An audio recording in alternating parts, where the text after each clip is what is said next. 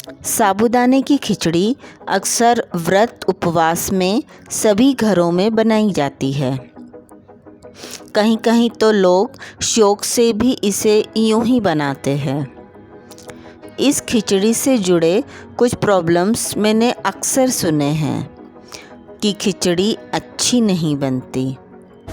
खिचड़ी बनने के बाद साबूदाना हार्ड हो जाता है या गिलगिला रह जाता है।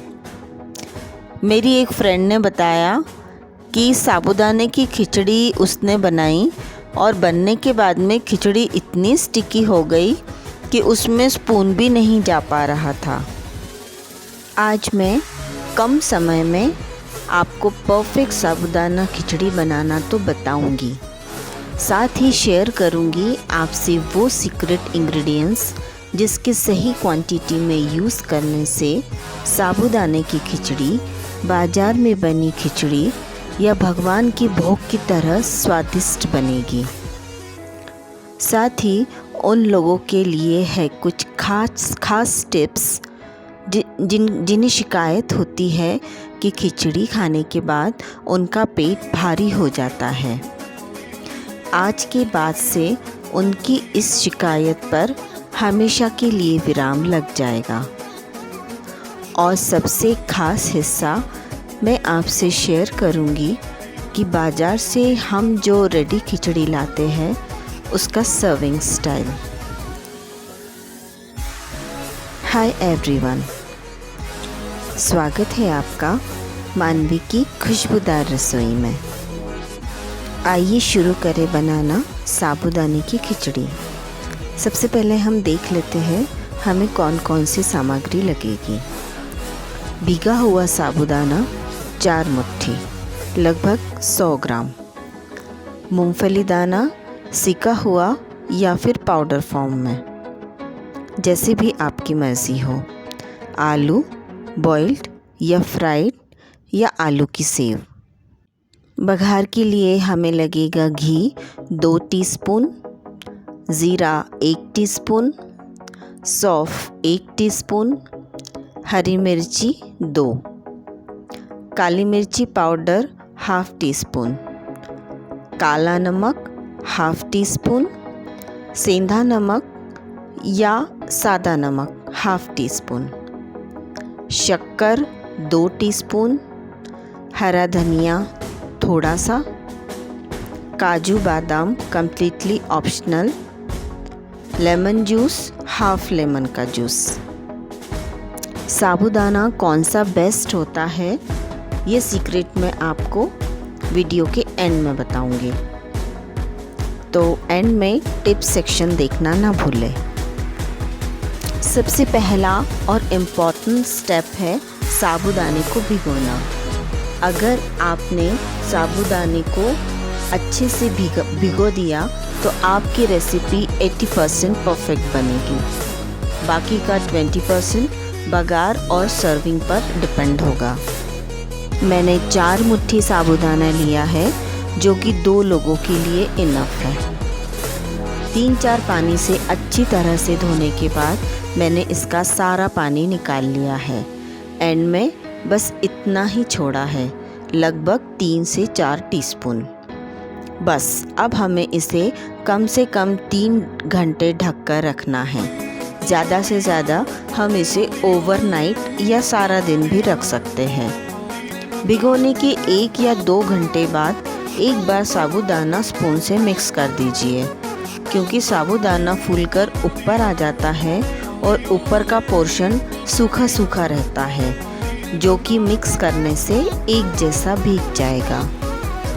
अब हम भीगे हुए साबूदाना में एक हरी मिर्ची काटकर मिक्स करेंगे।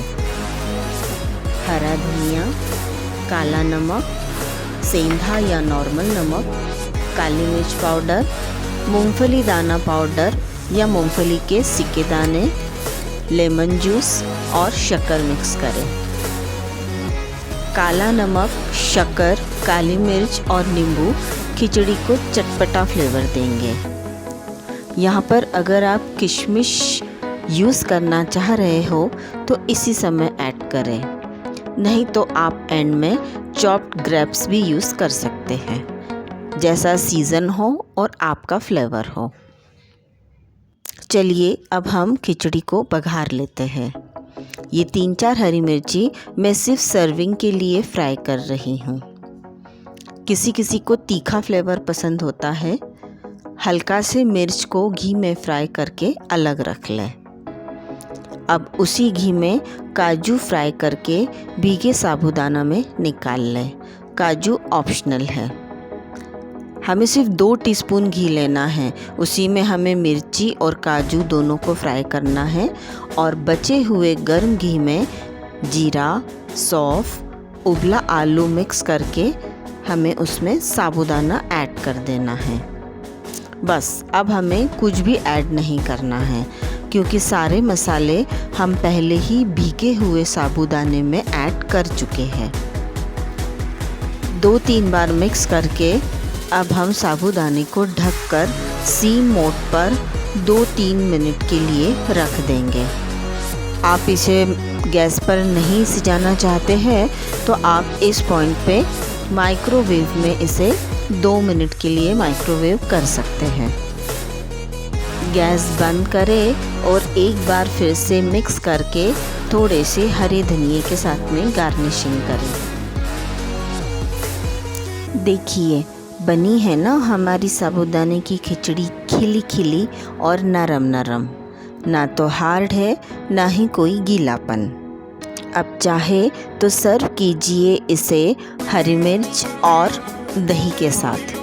दही को सादा ही रखिए, क्योंकि खिचड़ी हम पहले से ही चटपटी रेडी कर चुके हैं। अगर आपकी इच्छा हो तो हल्का सा नमक और भुना ज़ीरा डाल सकते हैं, मर्ज़ी आपकी। या फिर फ्रेश फ्रूट से मैच करके सर्व कीजिए, जैसे अनारदाना, अंगूर, एप्पल्स वगैरह।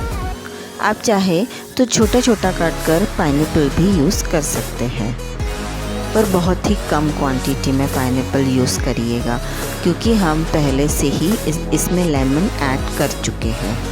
अब स्पेशल सजेशन उनके लिए जिन्हें साबूदाना हैवी लगता है।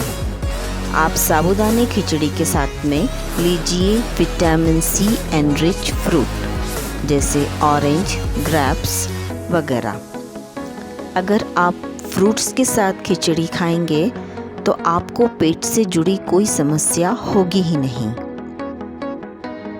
और ये है बाज़ार वाली सर्विंग, जिसमें ना उबला आलू यूज़ किया जाता है, ना सिक्के मूंगफली के दाने।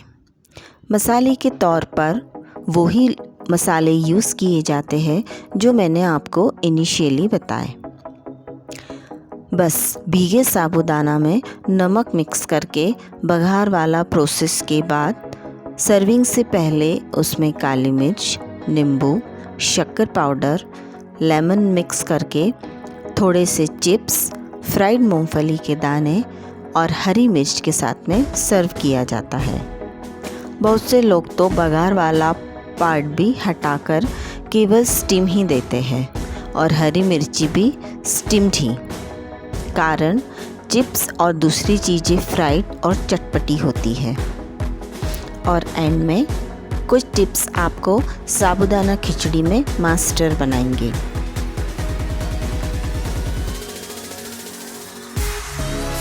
अगर आप चाहते हैं आपकी साबूदाने की खिचड़ी नरम और खिली खिली बने, तो आपको साबूदाना ब्रांडेड ही लेना चाहिए।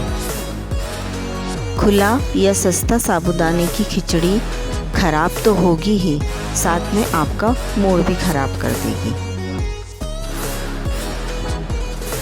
हरी मिर्ची बहुत ही कम लें, क्योंकि हमने काली मिर्ची भी यूज़ की है। हरी मिर्च ज़्यादा लेने से तीखा हो जाएगा। अगर आपको खट्टा मीठा फ्लेवर पसंद नहीं है तो शक्कर को स्किप कर दीजिए। वैसे तो बघार घी में ही लगाए, पर अगर आपको घी पसंद नहीं है तो 1 टीस्पून तेल और 1 टीस्पून घी लीजिए। वैसे घी का फ्लेवर अच्छा आता है।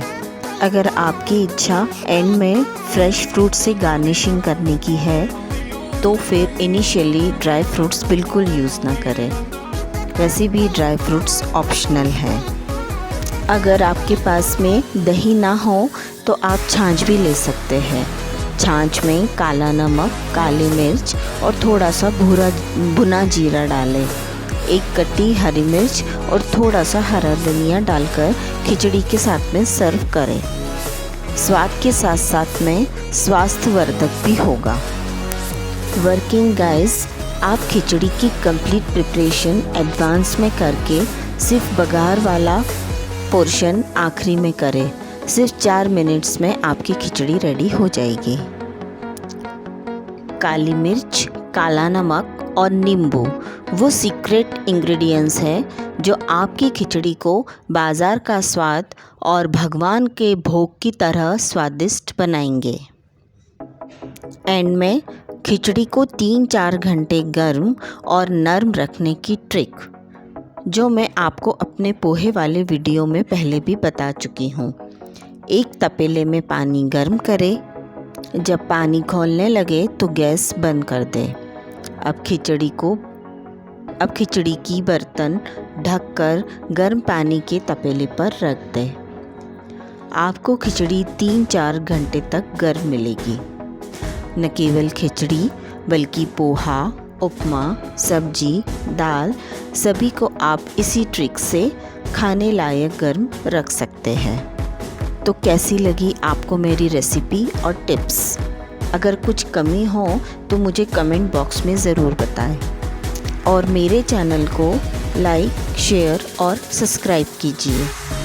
इसी तरह से कम समय में नई रेसिपीज़ के लिए स्टे ट्यून्ड विद मानवी।